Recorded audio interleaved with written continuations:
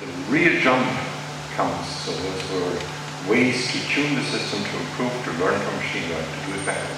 But the real step was the one by introducing profile information.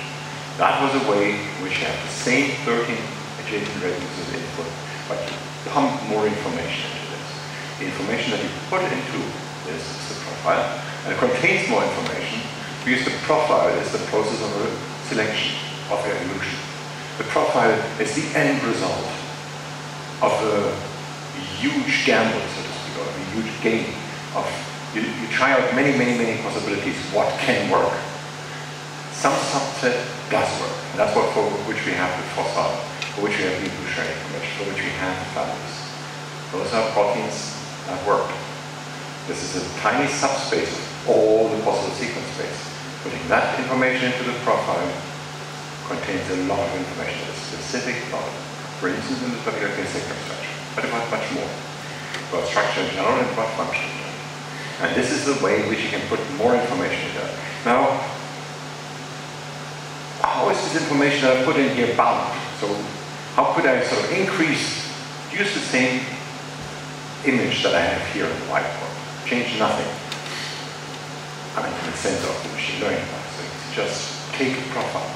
How could you put more information into a profile by a very simple way?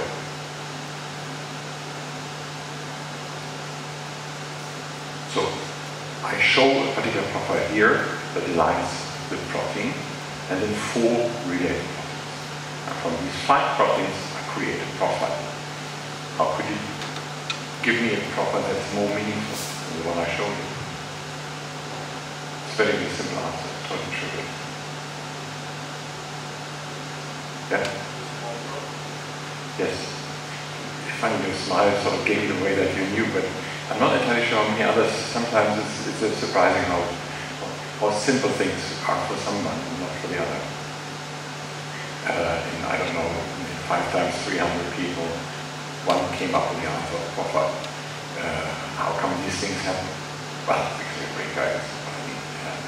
I never doubted this part. But anyway, so by cramming more information into it, by bringing in more sequences, and ultimately this implies that one of the beauties of devices such as this one is the sequence databases I told you increase. In fact, they increase by, if I give this lecture next year, today we have 111 million. Actually, it's also not longer true, it's in the release, it's 120 now.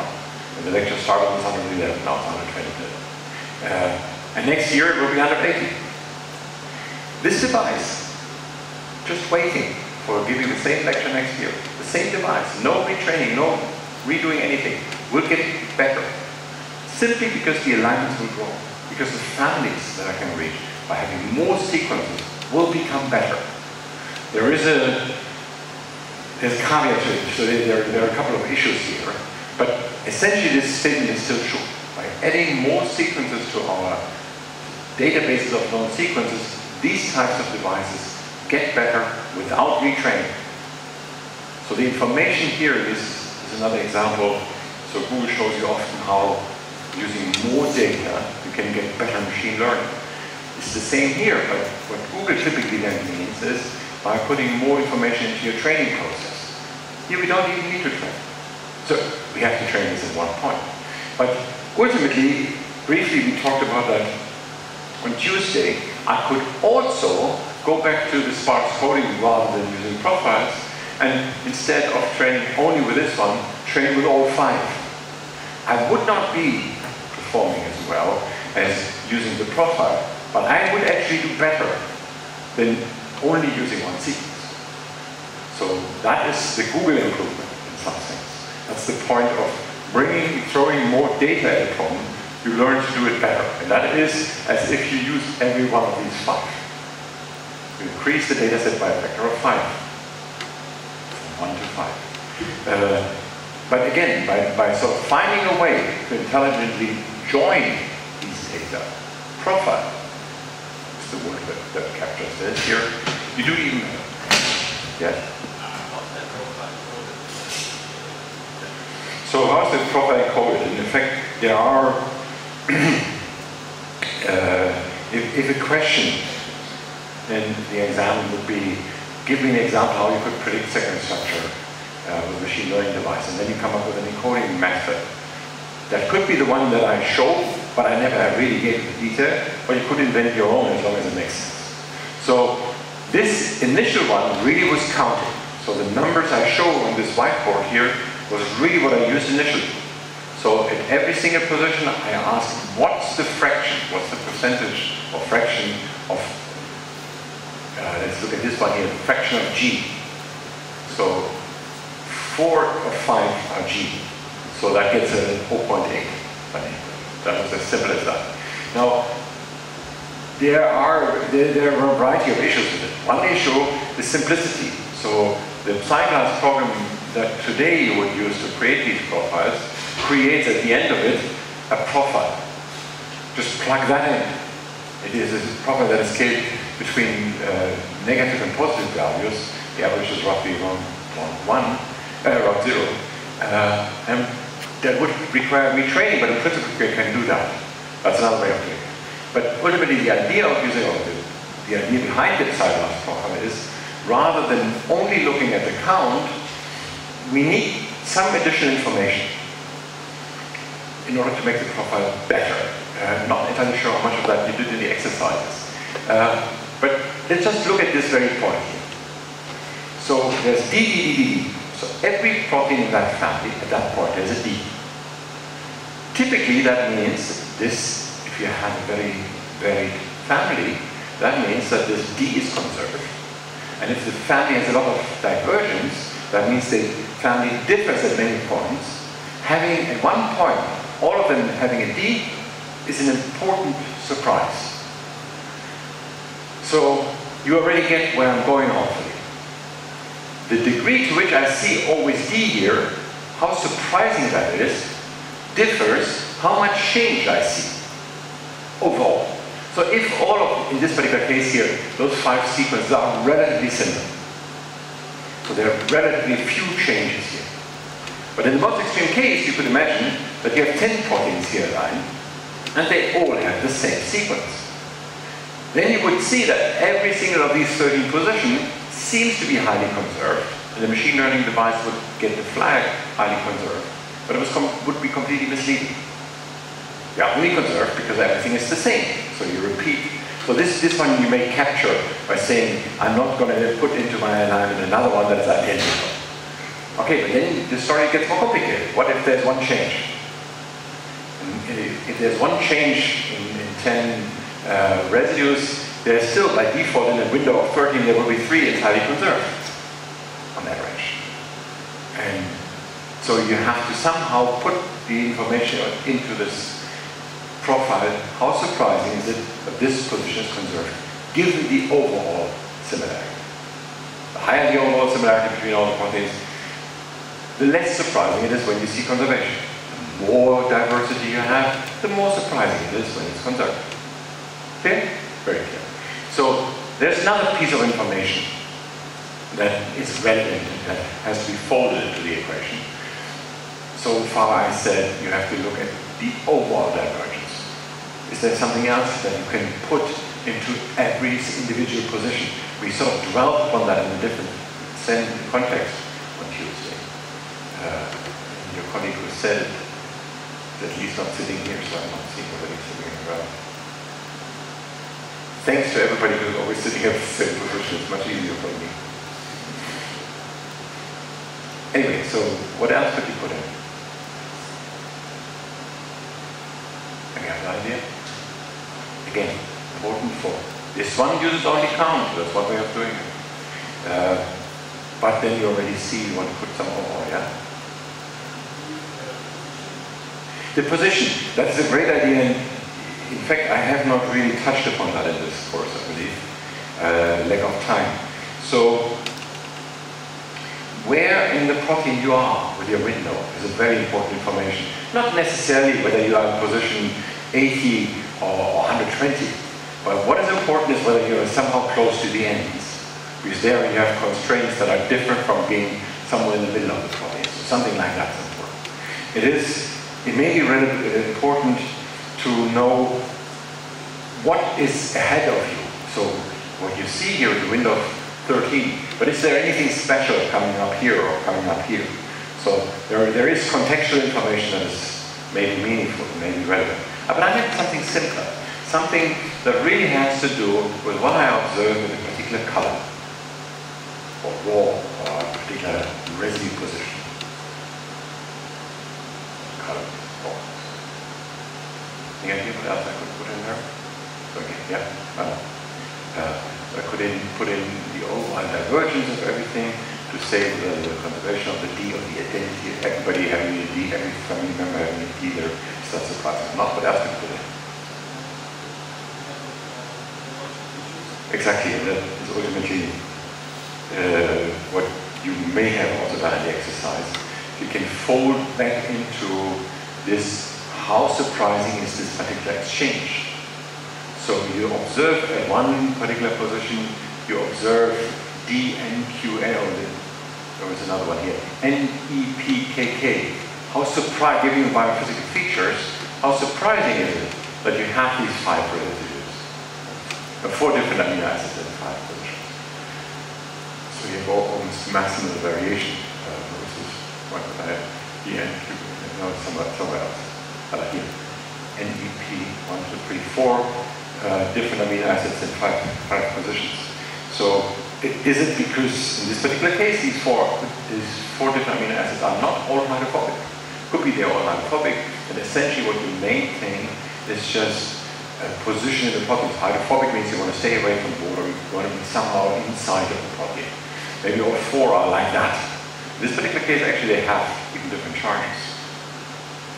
That is something, some additional information that typically are put into a program.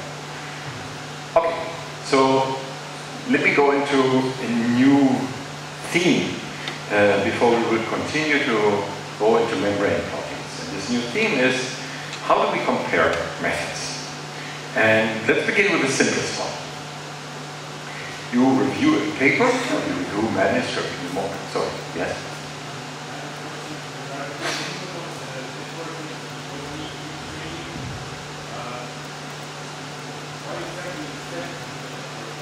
So why does the method get better although I don't retrain? Is that your question? And ultimately, so this method may be trained on that particular profile that I have. And I'm not going to change the way I compile the profile. I'll keep doing the same thing. I'll keep doing, so if you train it on counts or fraction of frequencies here, you will have to test it on frequencies, right? And so I trained it on this particular case here, and I get a certain performance. In the last lecture, I don't know whether I showed you 76 or 72. This is around about what these devices get. In fact, at this point, they're up to 78, roughly with the same formulas. Now, say 2 years later, you apply the same method, no retraining. But what has changed is that instead of 5 in the family, you have 50. So now, at every single position, you have a better definition. What can be changed and what can be not?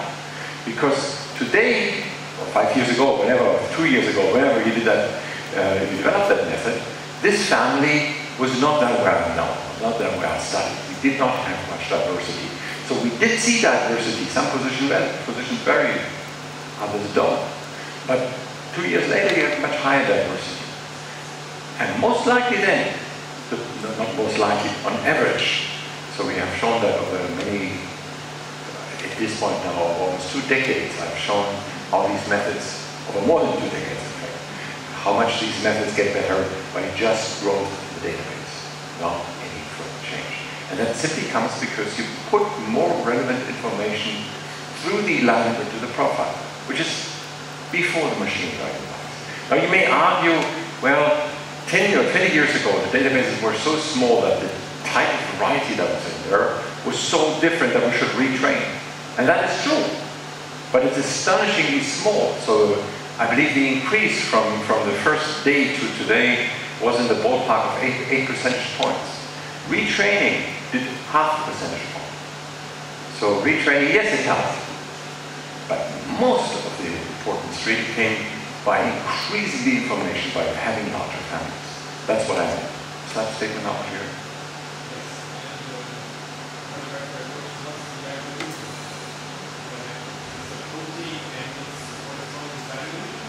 So the input actually is a frequency here. So I start with this property here, and this property again is residue, I don't know, 5, 6, 7, 8, 9, blah, blah, blah. And from 9 to 9 plus 13, so 14, up to residue 14, 24, that's my input window, okay? Now, I do not only put in, as in Sparks coding, these 13 amino acids, I also, I replace these 13 by the count of the frequency. So rather than having a 1 for the D, in this particular case I will have a 1 for the D. And I will have a 1 for the P, okay. But for the next one here, in fact I will, for the E here, I will have only 0.4. While the A's will get 0.6 at that particular position. That's one way of coding the profile. That's one, that was the original way of doing it.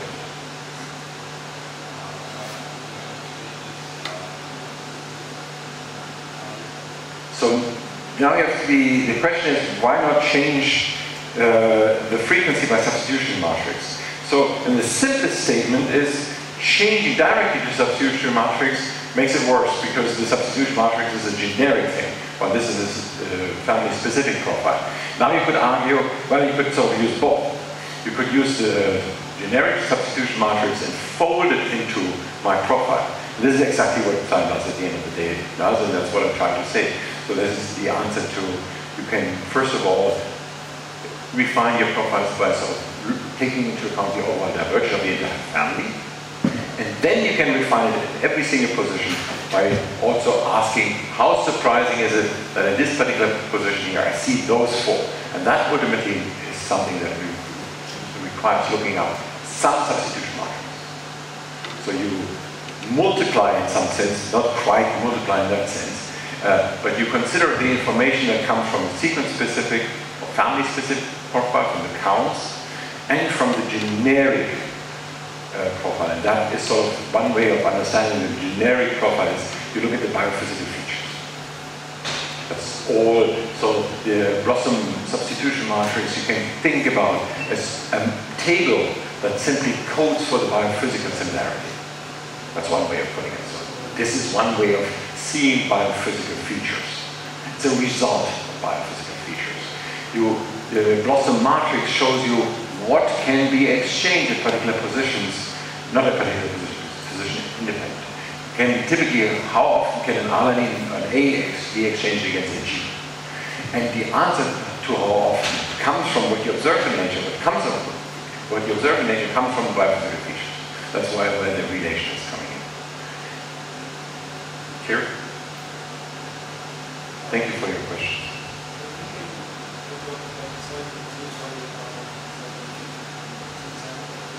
Yeah.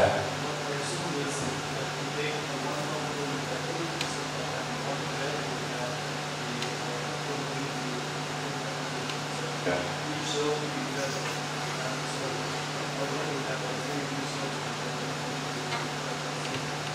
I'm not entirely sure that I understand your question, but let me repeat what I said and then see whether it says it. So I have 13 consecutive units here, each one of these. So this is essentially one of these units here. It's just, I understand. Yes, that is misleading. So these green lines here are misleading. I never realized that. So what I actually mean is, so in this particular case here, no, it's not misleading. It's true. Let's get back to the proline. Remember in the other drawing that I had here, in this one, I show them all the 21 units out. And the P1 has 1 and everyone else has 0. For this particular proline here that is in the center, it will be the same because the P is 100%. So all 5 have a P there. The count of P is 5, so the frequency is 100%, the probability is 1 of P. And so this unit will have 20 zeros and 1 for the P. The next one here will have 0.8 for the D and 0.2 for the T, and all the other 19 will be 0. Is that answering your question?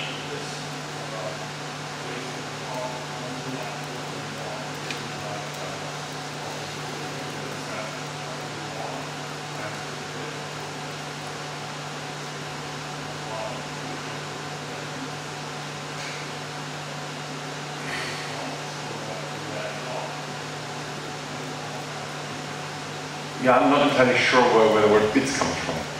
Don't take that too seriously. This seems it comes from me.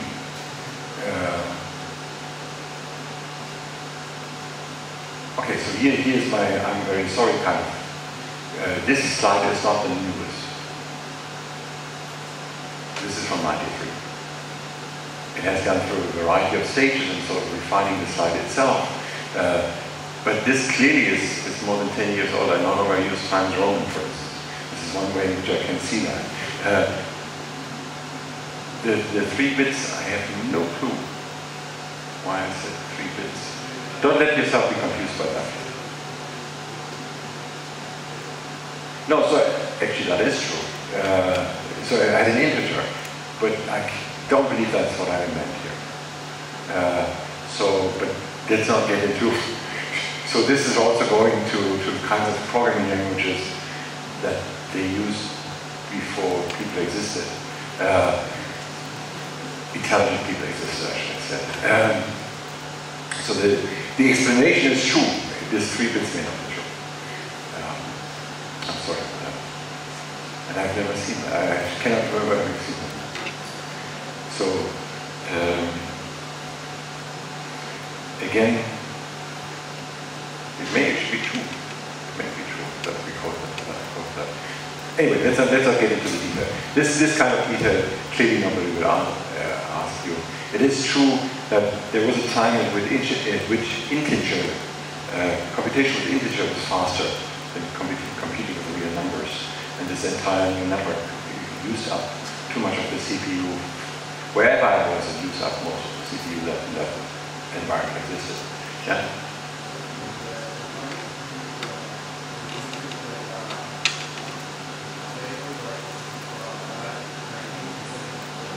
Yes.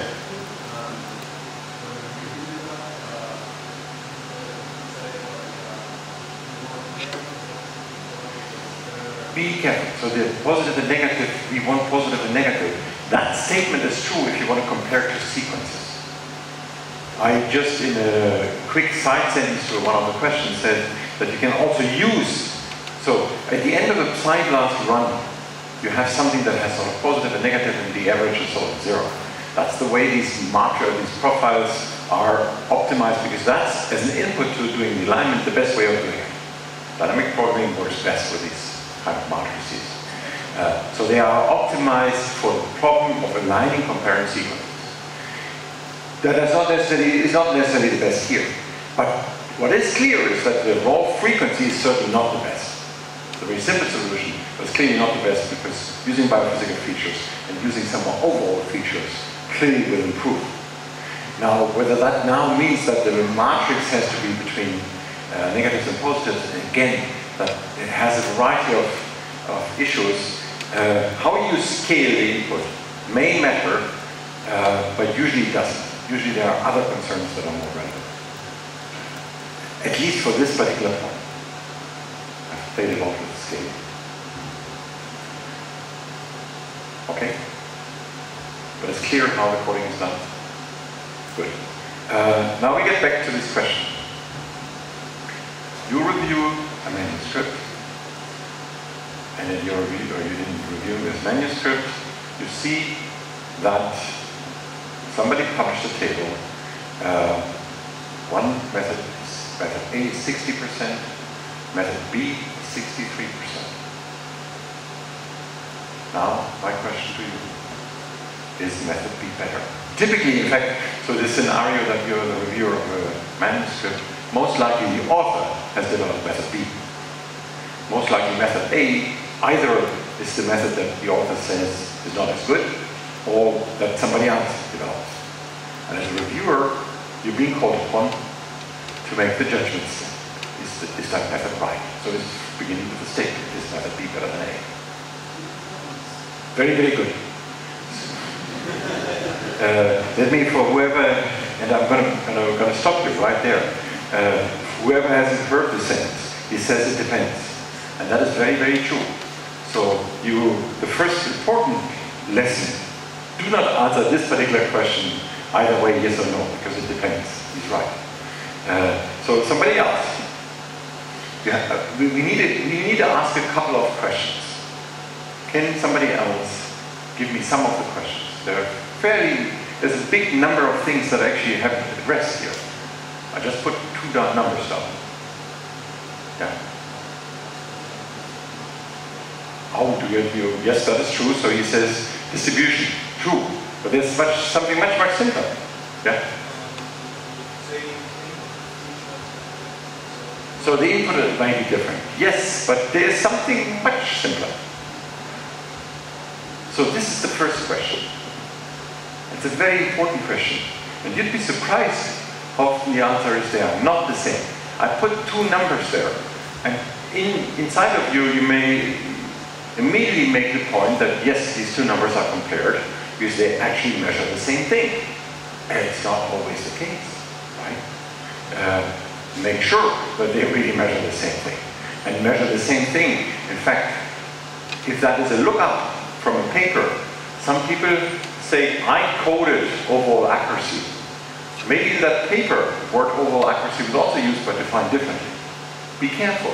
Very often goes wrong, yes? So that's the next issue. Yes, the next very important question. Are we comparing apples or apples and oranges? So we have two numbers here. Is it the same measure? Say it is the same measure, Q3, so all percentage of residues correctly predicted in either of the three-state series, extent or other, AGO. Also very important, did they use the same data set? And so now comes the next issue. The next issue is a little bit, assume they did use the same data set.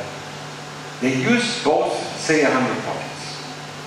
And both used random splits of these 100 proteins. And both used half for training and half for testing. Let's call it a rudimentary approach to cross-validation. And we will get into how to do cross-validation better. Now, this is what you know.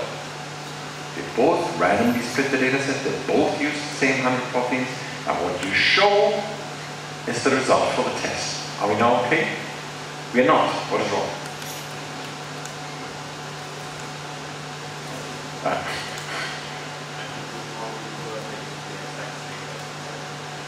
So, he said that they use the exact same set, and you have to be a little bit careful.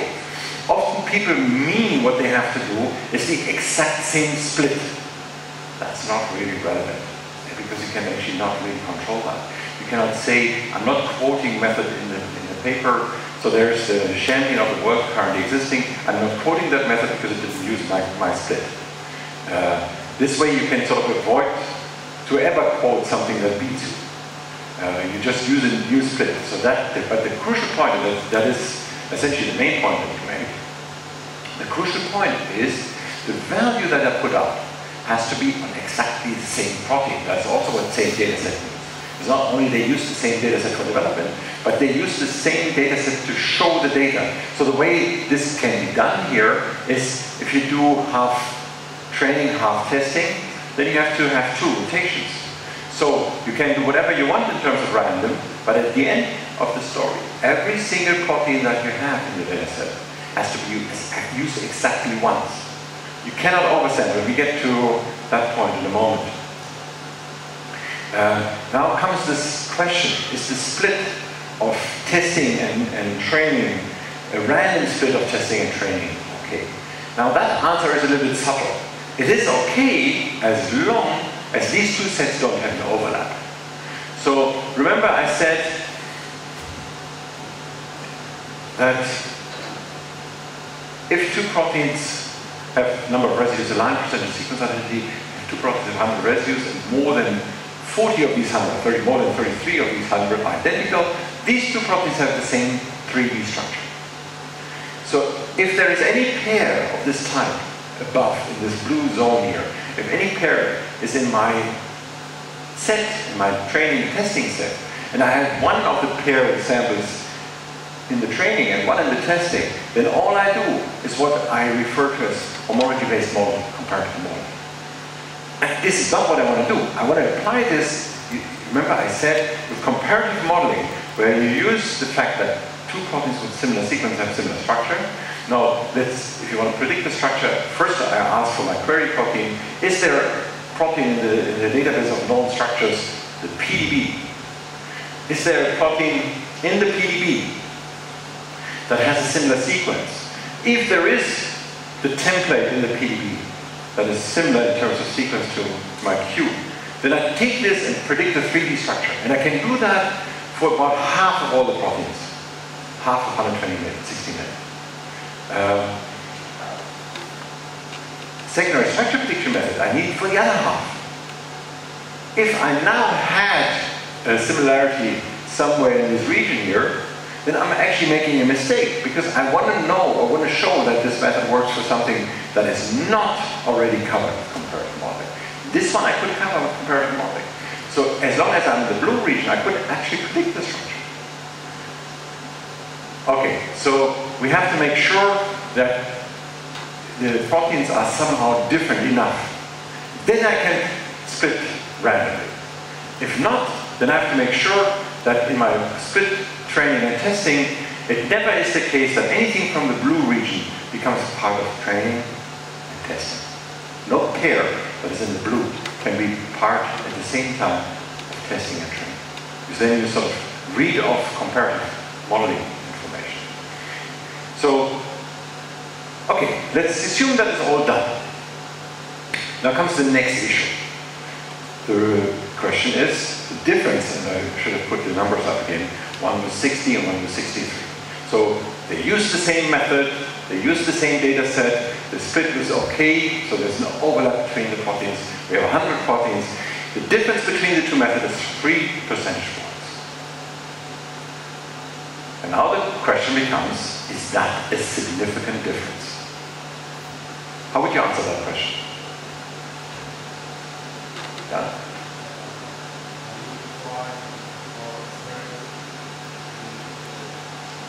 More experiments. If you do it again, whether you still get the number 3? Be careful. You're in my Gedanken experiment, you're in a reviewer. You don't want to do another experiment. You already don't have much time. So reviewing papers costs a lot of your time.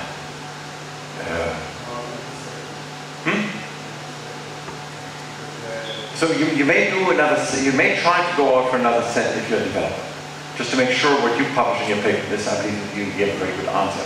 The problem with that answer, however, also is that typically in biology, on the one hand, we have a lot of data. We don't know what to do with it. On the other hand, for specific tasks, we need labeled data. For machine learning, we almost always need labeled data. And labeled data, we almost never have enough. So most likely, when you arrive at this point, you have carefully used every single bit of labeled data that you could get your finger on. So at the end, now saying, well, I would use some, I will get back to that.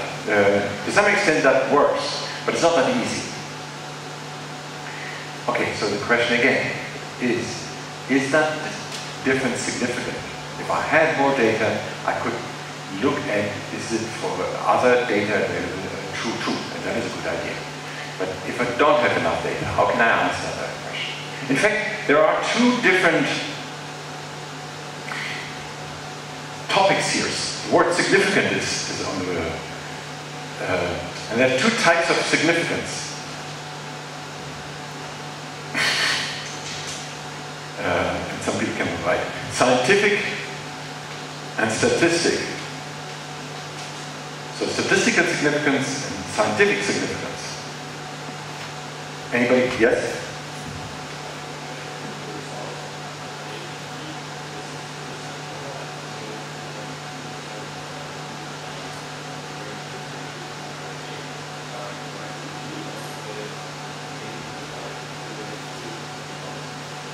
So that's so the idea is to compare the two methods for instance, in a scatter plot, where we look at all 100 proteins for both methods, and we simply ask, so you draw the diagonal, and everything where they are the same is on the diagonal, and then you see whether it's true that one method is always better. Is it the same method, that the same properties that are better? Are there some outliers? This is a great idea.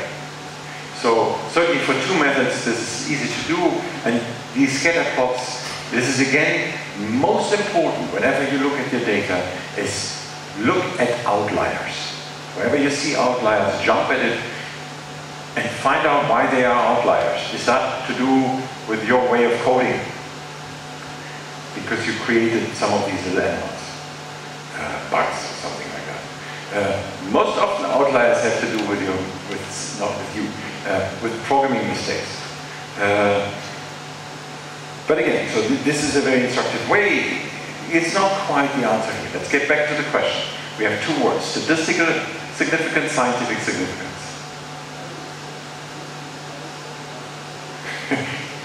You like the word depends.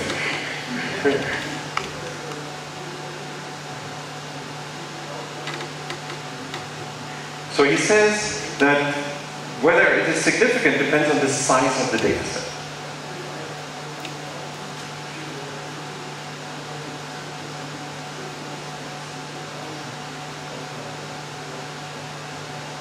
So one issue is the number of, so for large data sets, the number of outliers is larger than for small data sets. I will get back into that. There's a subtle problem coming with this statement. But I'm still collecting, there was another answer.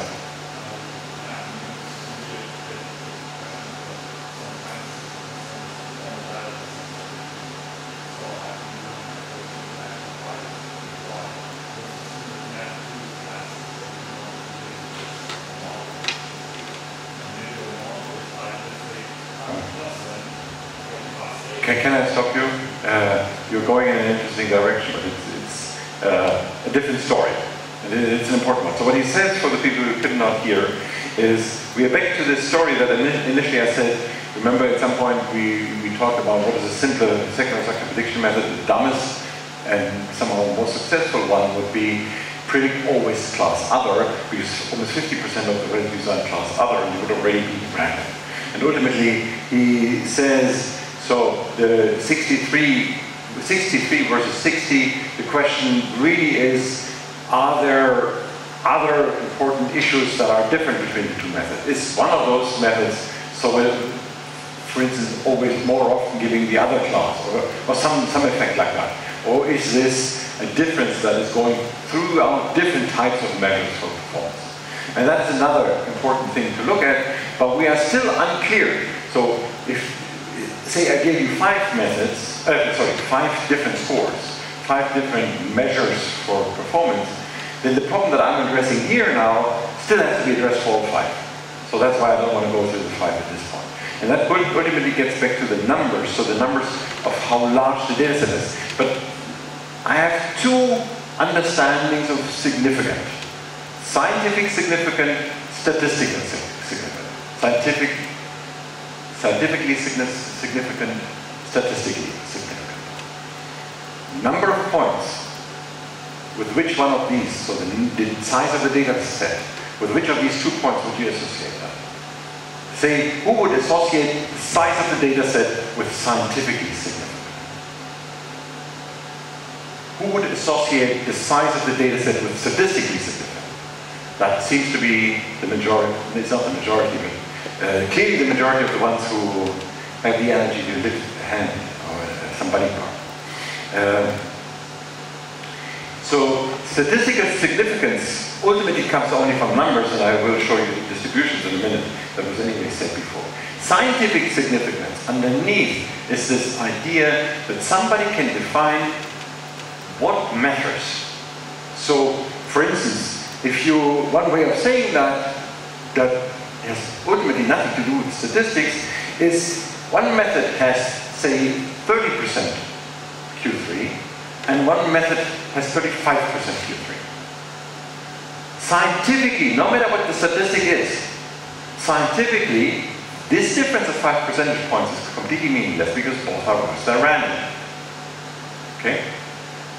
That would be scientific meaningfulness, or in this particular case, the inverse of meaningfulness, the lack thereof. So scientific meaningful means that I have an idea from my scientific expertise how much of a difference makes a difference. For using that method to do something scientifically relevant. In fact, that is a concept that very, very rarely really works. Meaning, most of the time, actually, we cannot quite answer that. So again, we're back to the distribution issue. I showed you distribution here. And again, I can only repeat, there are some outliers here. Always look at outliers. Number of protein chains, the whole number is around about 600, I believe. This is the distribution average. In this particular case, is 62. The standard deviation, as you see, is about 10 percentage points. For those of you, so this is in the simplest. For me, as a very simple person, this looks like a Gaussian. So it's not quite a Gaussian. You cannot see a Gaussian because you have a borderline effect situation, but you have something that is relatively similar to a Gaussian. And in the Gaussian, you within the average, you put your finger on the 72 and do the 10% here, then that's where you have about two-thirds of your data. You do 2 sigma from the average, and you get to something like 90% of your data. You get 3 sigma, you get sort of 99% of the data. Okay? Okay. Now we have 100 proteins.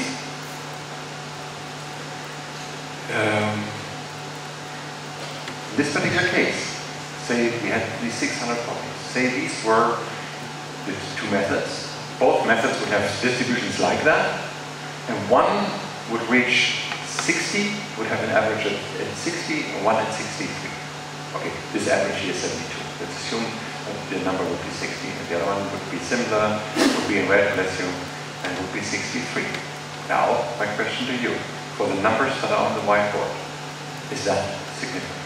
Statistically significant? How would you do that? Anybody in the room prepared to, back of an envelope, give the numbers?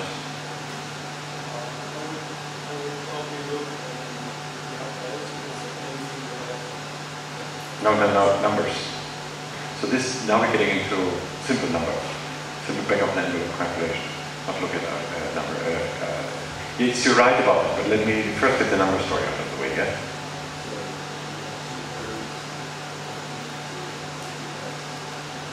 Yes, you could do that. But before you would do a t-test, the first question that you have to ask is, in fact, what's the standard error for this particular distribution? So you quote in your manuscript the number 72.3, 72. That's the first question that you have to ask. Do you actually write 72.3, 3, 5, 6, 7, 8, 9, 10? Or 1? Well, look at 10. Or do you just write 72? And the answer, how many digits do you provide in your thesis, in your manuscript? That answer is given by an assessment of standard error. My question is, how do you get the standard error for the distribution that you see, roughly? Anybody? So the answer is, take the standard deviation. Well, this is 600, so the example I give is for the example that I showed you before, that I have 100 proteins. Again, this is not 100. But if the number were 100, square root of 100 is much easier than the square root of 600. 625 would be fine again. But so the square root of 100 is roughly 1. So roughly 10. Physicist speaking. So at some point I was a physicist, so it's exactly 10. So this one means that the standard error here, one standard error, is plus minus 1.05. Which means that in fact, to quote the digit here is not quite supported by the data. So it's a borderline case. You could write 72.3 and you could get away with it. But with one standard error of above 1, you could also just say the only thing that is really supported is the English, 72. Anyway, so this part is clear. You need, yeah?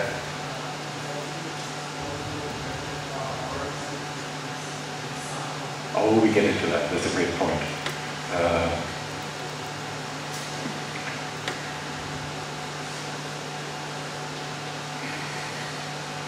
I write it down because otherwise I will forget.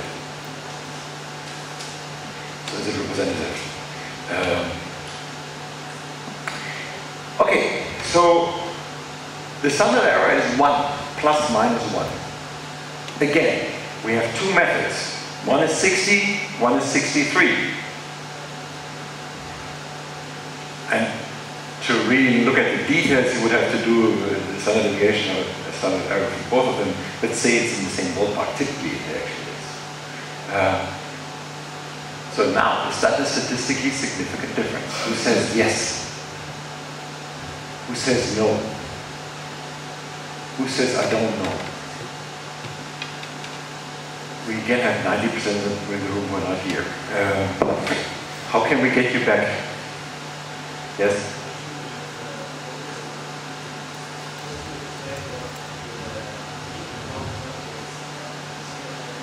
So sigma is essentially the point at which you're thinking. Thank you very much. The sigma is the point at which 66%, so you essentially ask, how wide is the distribution? So if you're back, again, the assumption here is a real Gaussian distribution. And then the question is, at which point do you have 66% of your data? So 33 on one side, the real Gaussian is completely symmetric. So 33 on the left side of the average, and 33 on the right side of the average. And that point is the sigma. And that point is the one that you use to compile the standard error. Again, the question is, we have a difference of 3 percentage points. One standard error is plus minus 1. Is that statistically significant?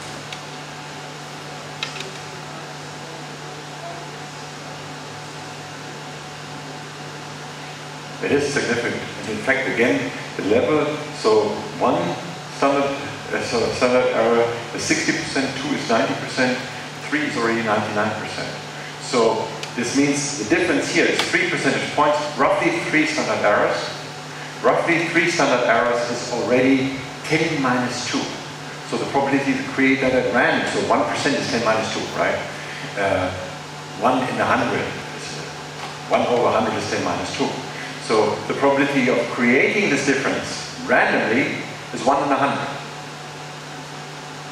Okay, you know, this is not, you are used to numbers that are much larger. But if in this room, I tell you, there's a big problem, one person is going to be ill tomorrow. You don't mind, right? You're going to have 100 people in that ballpark or a little bit more. You don't believe it's going to hit you. Depends on how serious the issue is. But just a common cold, you will not panic.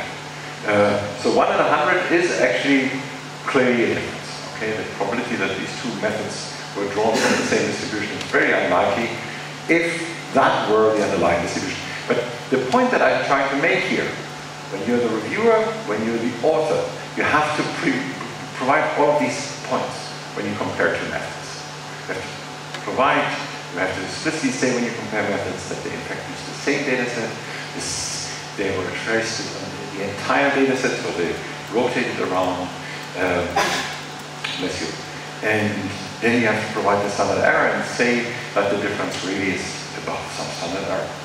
And if it's not above some standard error, say the difference between these two methods would have been 1 is 63 and 1 is 62.5. Then, with these numbers on the whiteboard, you would have to say, well, numerically, method B is better, but it's not statistically significant. Okay? Now, say all of this is true. So we're significantly better. But actually, method B, the one that is significantly better, is 20 years older than A. Is it different? Is it still better?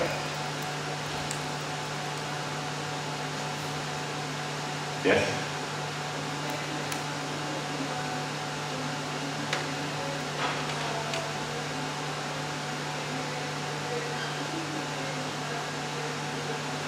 Oh, you mean whether there are other methods that have been developed? that's a very good point. So I suggest here that I compare two methods, and she says, well, actually, maybe I was hiding that there are 100 other methods and I'm just not showing them. That's a very important consideration you're talking about. But my question was more generic. Say I have two methods. B is better than A, but B is 20 years older. It depends on how difficult it is. So this word depends is become viral here. Yeah?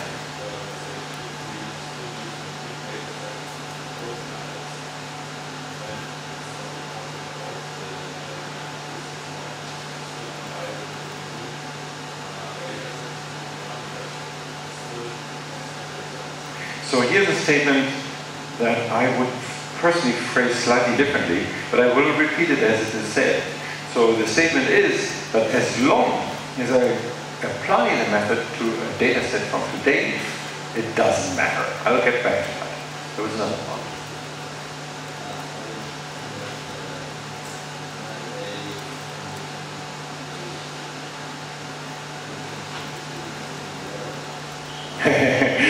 So he says, I like that argument. So from my perspective, so where I'm standing, I'm old. Where you are standing, where you're sitting, you're young. And somehow I believe there's a sense in the room that the answer is, in this particular case, although it's old, it still seems to be better. I cannot get around that. And he found a way around the solution and said, well, you know, the method A is not quite done. So it's in its infancy, so it's very, very young. It's only younger, it's actually not really there yet. Hasn't even become a child, it's an infant. So this is an interesting interpretation. But at the base is very, very important here. Age doesn't matter in this particular case. Only counts what the numbers are. And the only thing that is important is the same data set and all of these conditions we established before. Now let me get back to the statement that you made. This issue is we have to test it on today's data set. Absolutely true. But my statement is actually if the old method is performing better on a new data set, very often that makes it even stronger, the difference.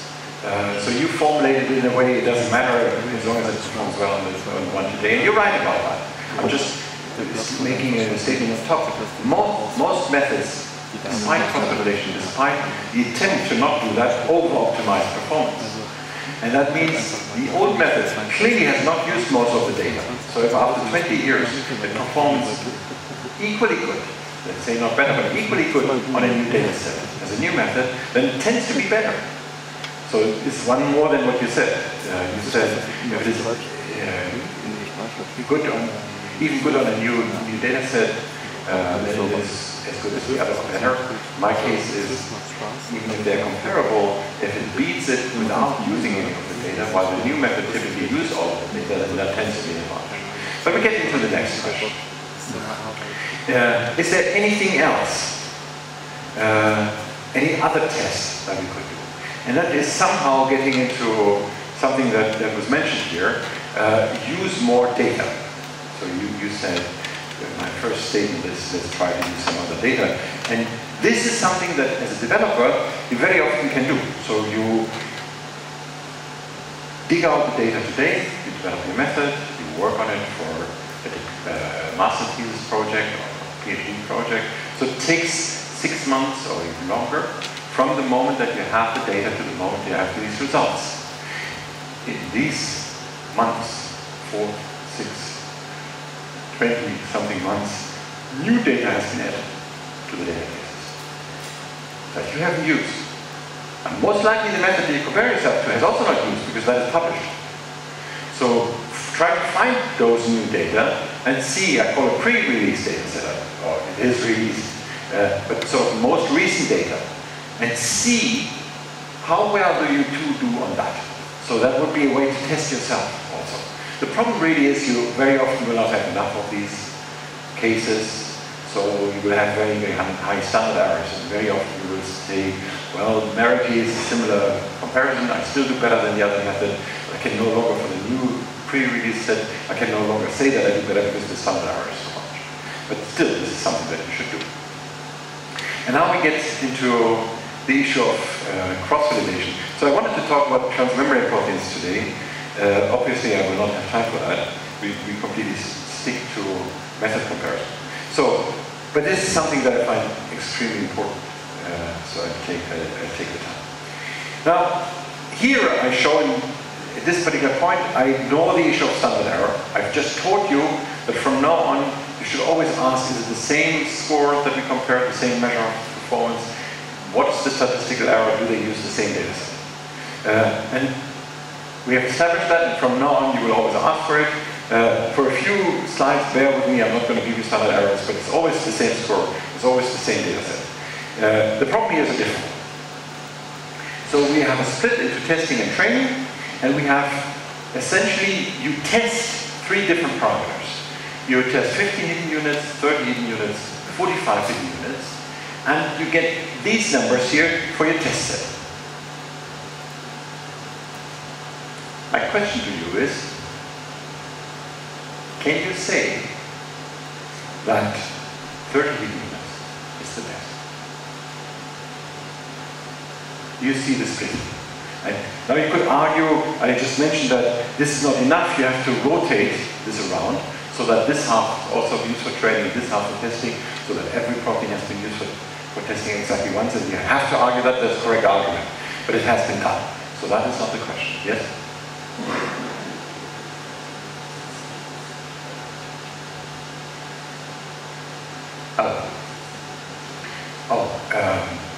Okay.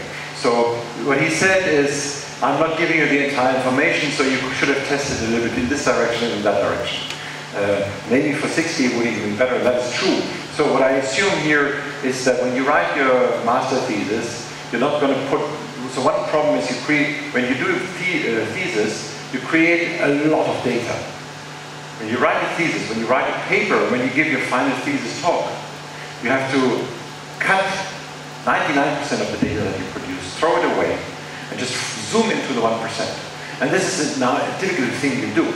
You sample values that are much higher than this. You may even sample a lot of values between here, but that is too much detail, and you decide all that the audience can swallow is 3 or 6 values. And somehow the answer is in that, you assume the answer is in the ballpark.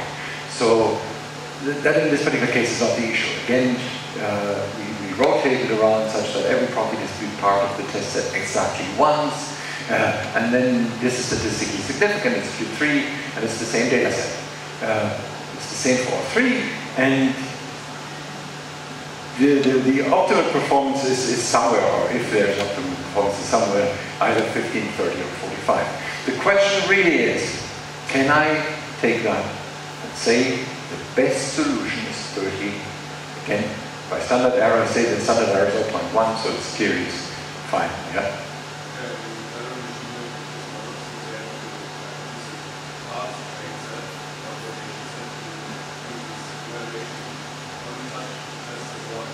So this is exactly the point. No, I cannot do that because in doing this, I use the test set.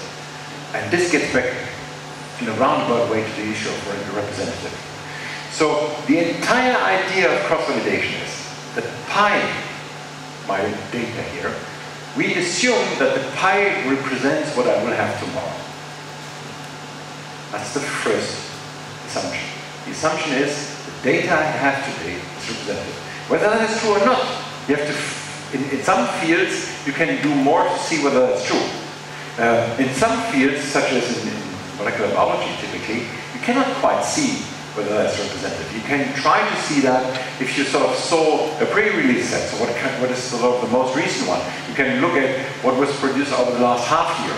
Is that as similar by whatever criteria you look at as what has been produced 5 years ago? And if the answer to that one is yes, you will argue, yes, my set is more likely to be representative, and I assume that over the next year we will also get data that is somehow similar, okay? So that's the first jump. You have to not jump. You assume that your data is representative after you did some analysis. And in some cases we have many examples where we know the data we have today is not representative, but it's all we have. And we have to sort of massage it in a way in which we hope it becomes most representative possible. We still know it's not completely representative. It's the best we can do. Okay, now with this best we can do, it means that the idea of testing is you take something in there that you never use, except for one statement. And that's the estimate to the user how accurate your method is. That is not the choice of one method over another, whether that is your own, whether it's an internal parameter, it's number of units, or whatever. That is not it. And that is in fact what you need, what I call the cross-validation. There are many words out there. I like the word cross-training simply because it sort of immediately suggests that this is part of optimization. How you split, so I show a threefold split here, in equal parts, doesn't really matter. Again, there's a lot of detail to say about that. And it's also true, well, again, assume we take 100 for training, 100 for cross-training, and 100 for testing. So then the table would look something such as that. Actually, it wouldn't quite look like that, but I will get to this detail in a moment. So this, in fact, is the cross-training result. Again, let's assume that any difference in an integer is statistically significant. Yes?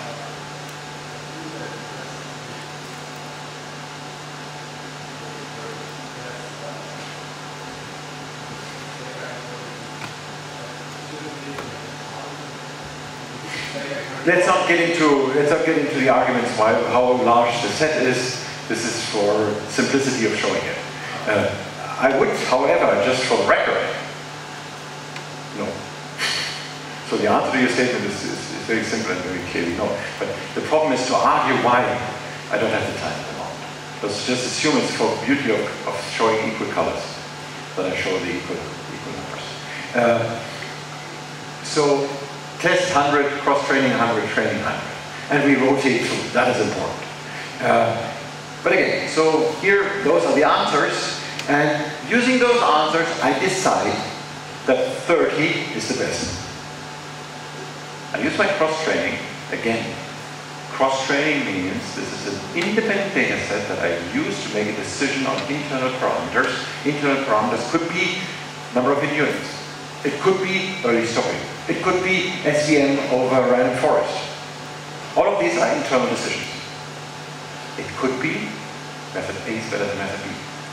But let's stick to this. I make the decision and I say my best method has 30 hidden units. Now I show something that you actually should not do but will always do because you're always cheating, you're always too curious. Now what you should do, the right behavior, the PC, the politically correct behavior now, the scientifically correct behavior would be, take your system with 30, do a full cross-validation, do one complete turnaround, and ask how well is the performance for the test set. And the answer is 61, and that number you will publish. Along with, he said, we also have to look at different measures. True. We will repeat this for other measures. But this 61 you will publish, and nothing else.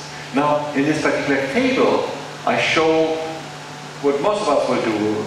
In some sense, we should not do is cheating, but we're dying to find out if I had chosen 45. How would that have done on my test set? And I construct the example such that the answer for 45 would have been 62, as opposed to 61. So which method is my best method?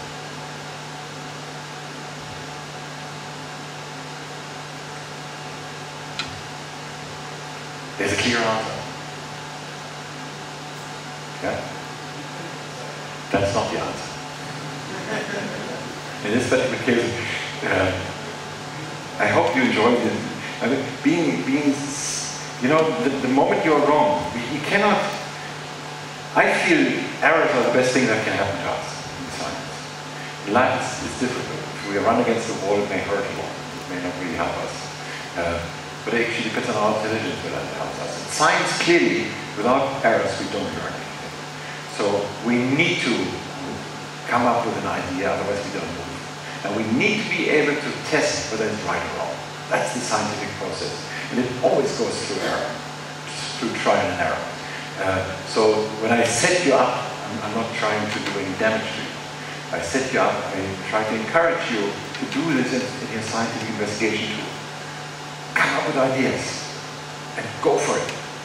Be careful to see that you can trap errors that you make. It's not always easy, but the scientific process requires exactly that. Otherwise, there's no progress. You cannot just sit and think it through, and then you have the solution. Most often that fails. Certain new discoveries. Because thinking it is still in your own, you have to run against the walls to change it a bit, to see what is different. Anyway, back to that story. No, the answer is not, you cannot tell. There is a very clear answer here. One method is the one that is best and that you have to choose, yes? The answer is completely this one here. You seem to have done damage to yourself. It seems that for this particular data set that you have, had you chosen 45, it might have been better. But maybe not. If you trust your process, and your process is that the cross-validation is the best way you can do to gauge tomorrow's data, which is not 300 but 3,000. You believe those 300 are representative of those 3,000, but they will be different. And if the process has been right, despite statistical significance, all you can say, something weird is going on. If you trust the process, then in fact that is the correct estimate. That is in fact the right method. Now, what you possibly may come up with, or out of this with, is that all of these numbers are slightly lower than the cross-validation. So that sort of suggests to you that there is implicitly somewhere you still overfit some of the decisions. Something is going on. And it may make you become a little more careful. But more careful does not tell you which choice to make. Extremely, I shot you down with your statement. And now I say again that my shooting down was not fair. Because in an extreme statement you could argue, these numbers don't add up. I see something that is confusing. I cannot say what the cause of this confusion is. And since I cannot say what the cause of the confusion is, I don't move. And that would be essentially, I cannot say that was your answer, nonsense, or a reinterpretation of your answer. Now, you have deadlines. Deadlines means you have to hand in your thesis. And sometimes the thesis in some disciplines you have to actually publish the thesis as a scientific paper, so it has to go out. So you don't have the luxury of saying that. You have to decide. And this is one of those cases. So something weird is going on, but ultimately the right decision still is this one. Bless you. And if you don't look for everything, you never get in trouble. So this is, yes.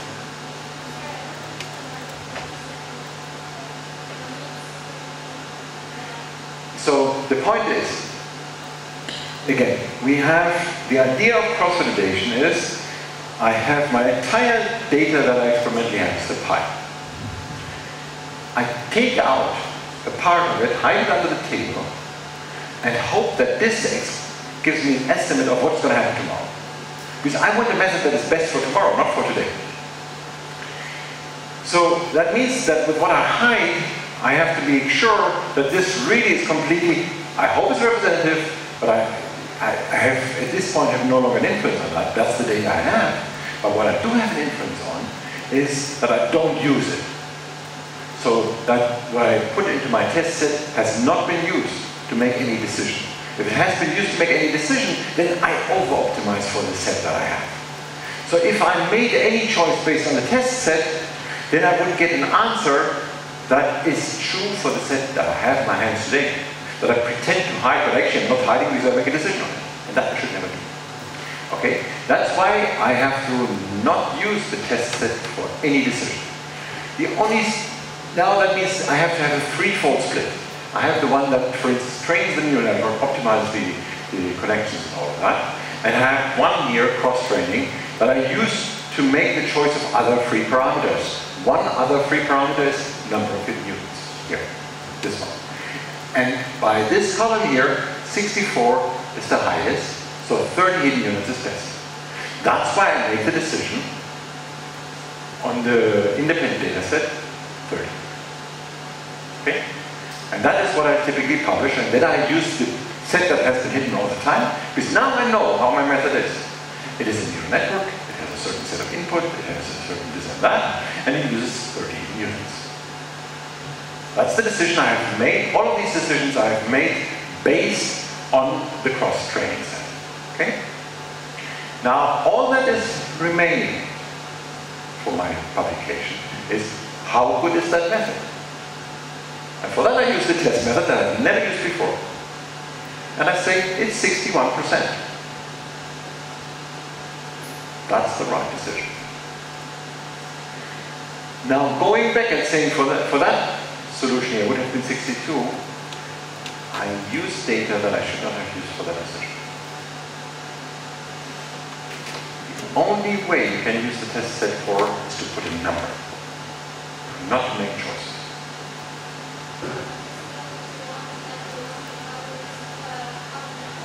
Yes. Yes. Yes, and that is the answer, 61. The moment you compare 61 and 62, it's no longer unseen data.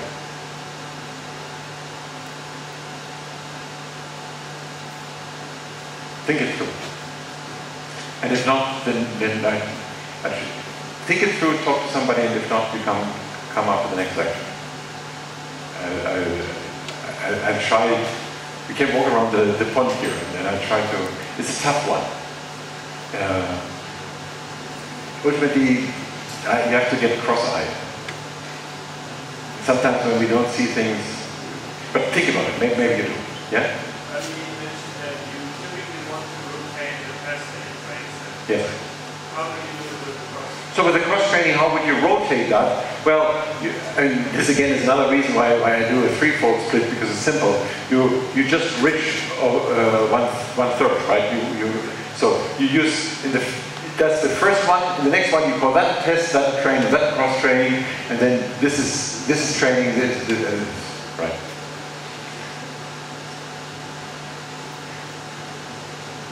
So far, so clear. And I believe we leave it here. The final statement that I still want to make, he said that one measure is not enough. And that is true, one measure is not enough. You should look at different measures, but this process has to be repeated for all measures. That does not mean you have to do the cross-training again. So typically, well, you could actually, but typically not. Typically the cross-training, the cross-validation is only done in one measure.